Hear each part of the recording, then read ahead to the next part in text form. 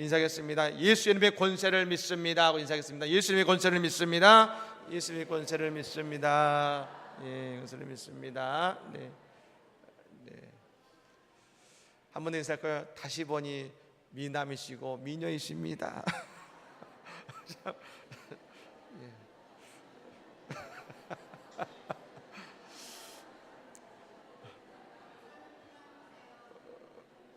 예, 아니 저를 보고 그러시면 어떡합니까? 서로 보고 하자.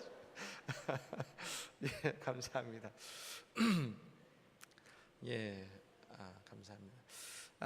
여러분 김양재 목사님의 보석이라는 책에 보면 여러분 이런 문구가 나옵니다.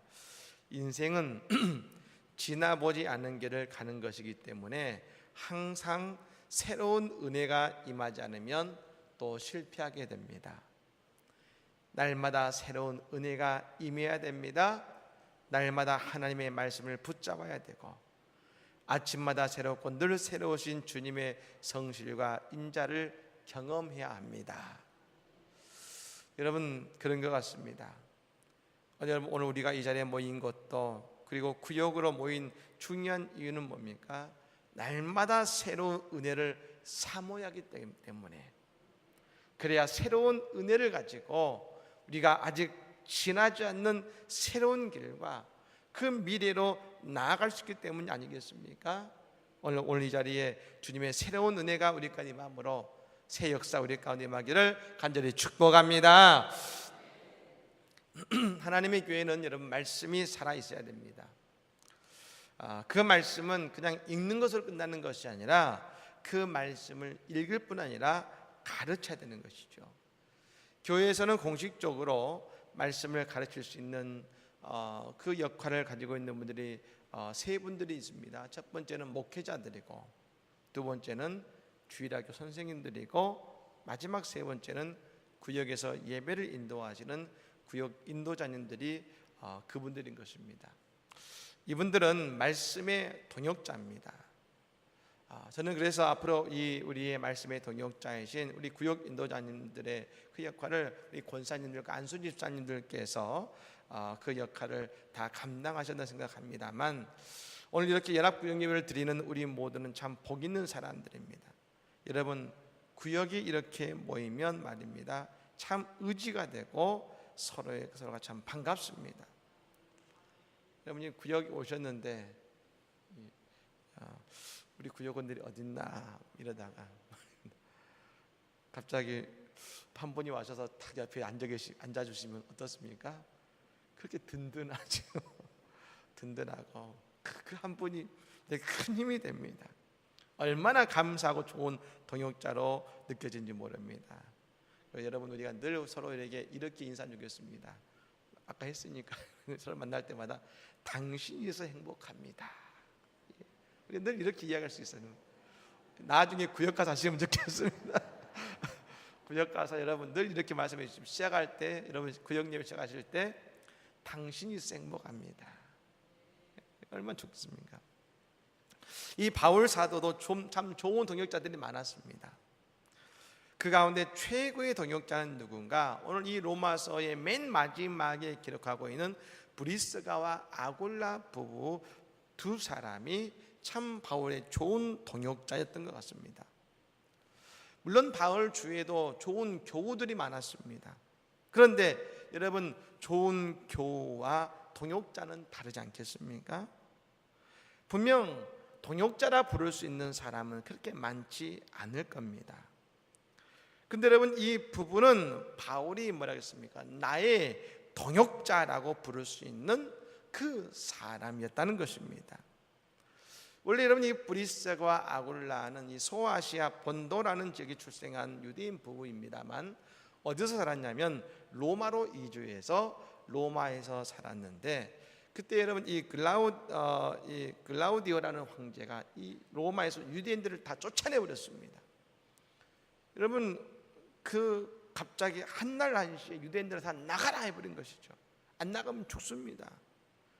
생계를 모두 다 내려놓고 살던 집, 살던 거 다 내려놓고 갑자기 여러분 맨몸으로 그것을 쫓겨나야 됩니다. 지금이야 뭐 카드라도 있지만 말입니다. 그 당시는 맨몸으로 그것을 쫓겨나야 된 것이죠. 그래서 어디로 갔느냐? 고린도에 살았는데, 분명 이 브리스가와 아굴라에게 그 로마에서 쫓겨나는 일은 여러분 고통스러운 일이었고 감당할 수 없는 일이었지만, 그 고린도에 살면서 바울을 만남으로 그들의 인생이 바뀌어지기 시작한 것이지요. 그곳에서 바울과 함께 텐트를 고치면서 평생 바울의 좋은 동역자가 된 것입니다. 여러분, 오늘 3절 말씀입니다. 3절 말씀을 다시 한번 읽어보겠습니다. 읽습니다. 너희는 그리스도 예수 안에서 나의 동역자들인 브리스가와 아굴라에게 문안하라. 아멘. 이 브리스가와 아굴라는 예수 그리스도 안에서 한 뜻을 위해 살아간 것입니다.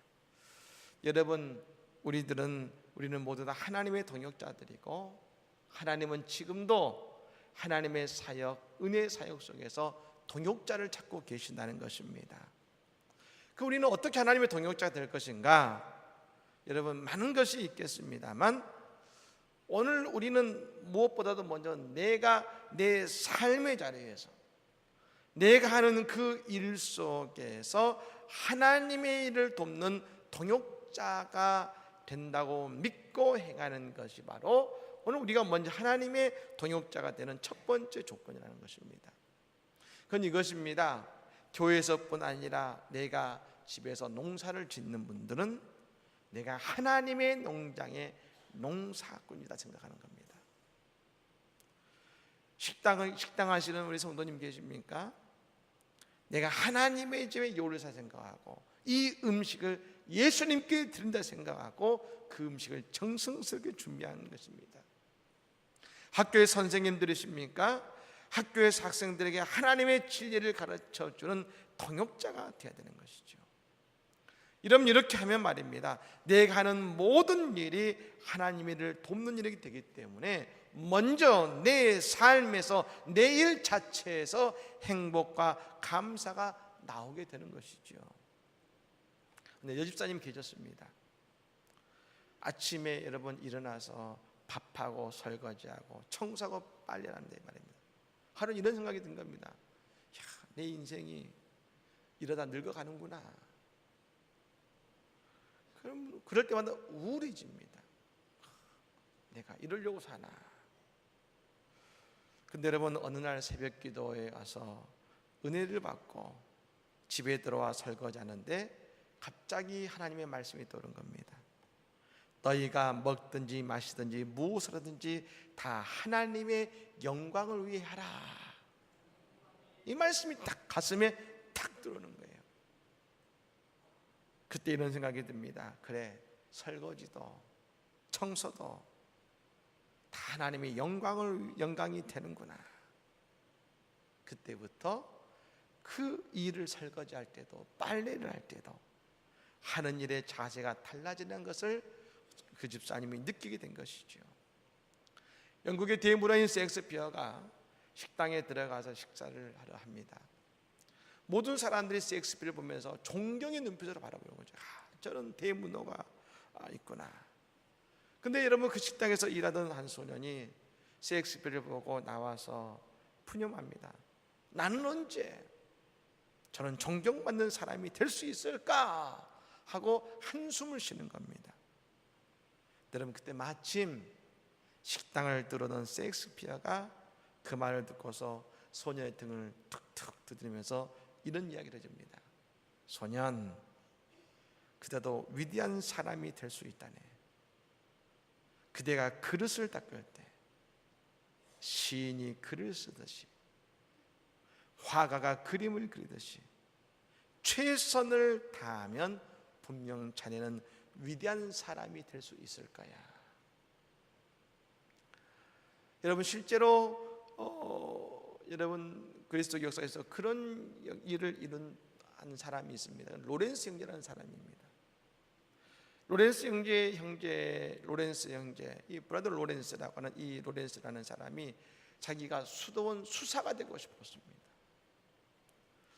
그런데 여러분, 배운 바가 없거든요.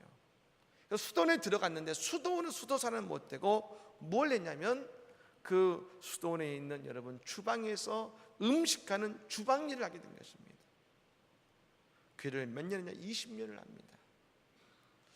근데 여러분, 그 수도원에 수도 원장이 죽으면 그 다음 수도 원장을 임명하는데 보통 누구에서 뽑냐면 수도사들을 지도하는 그 지도자들 가운데 여러분 수도 원장을 뽑습니다.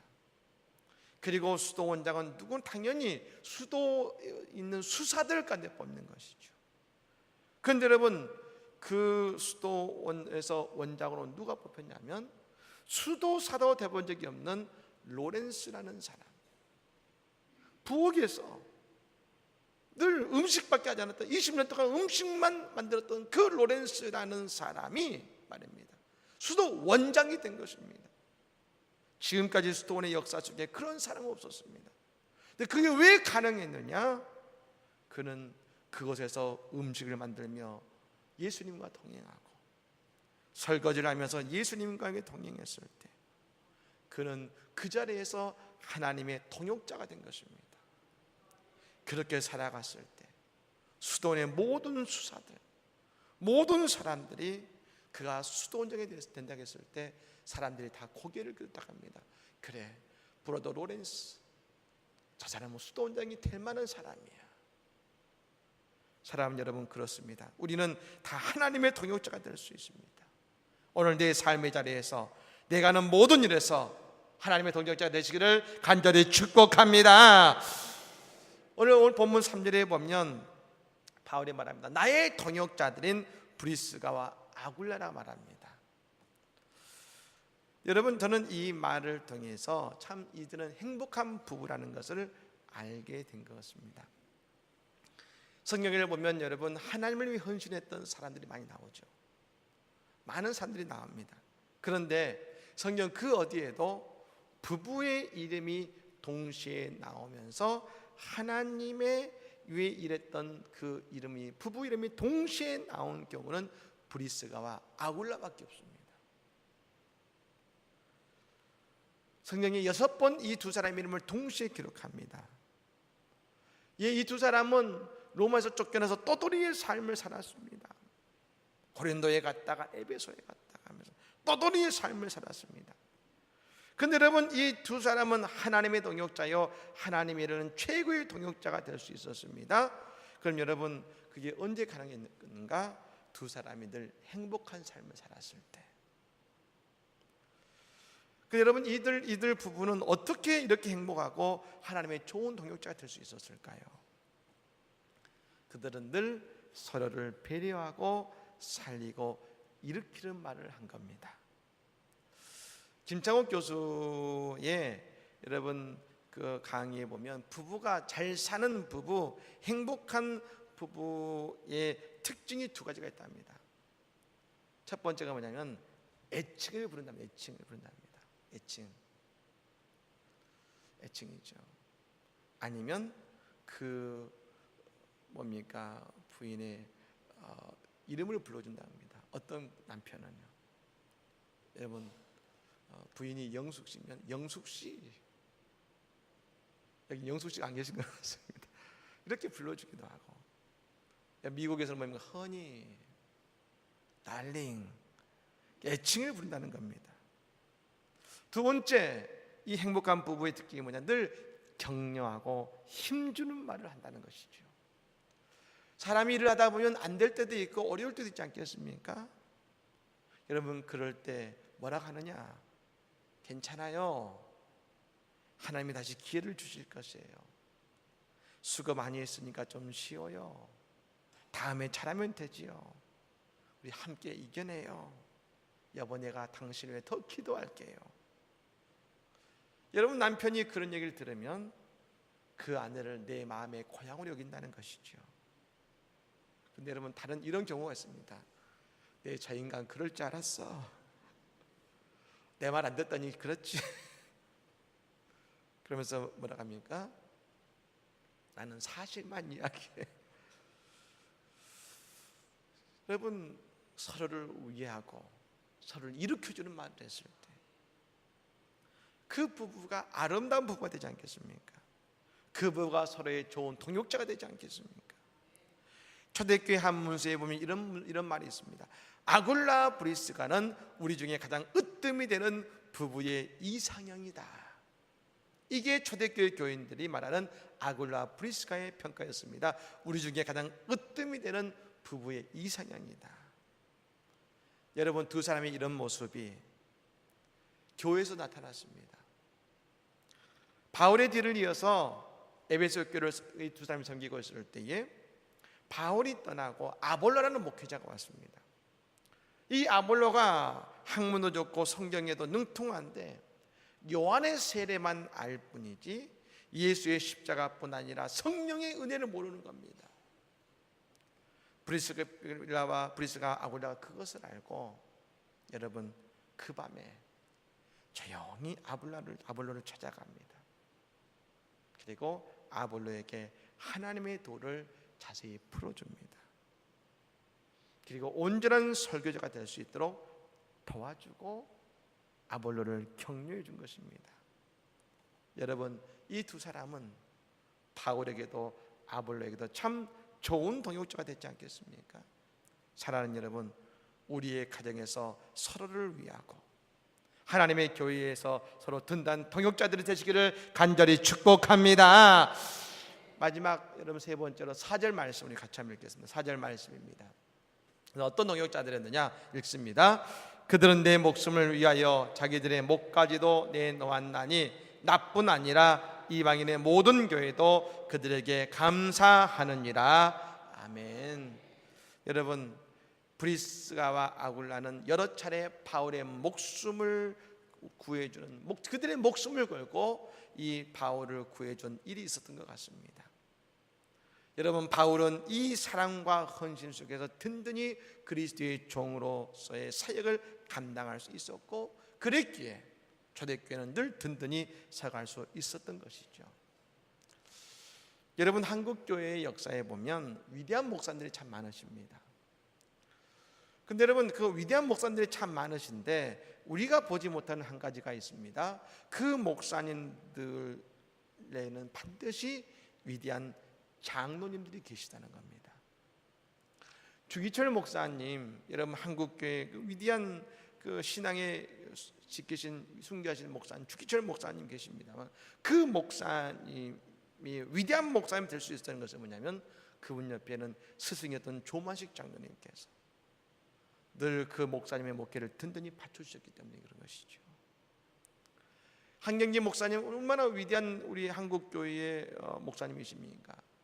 교회 여러분 기틀을 마련하신 목사님이신데 이 한경기 목사님에게는 위대한 두 분의 장로님이 계셨습니다.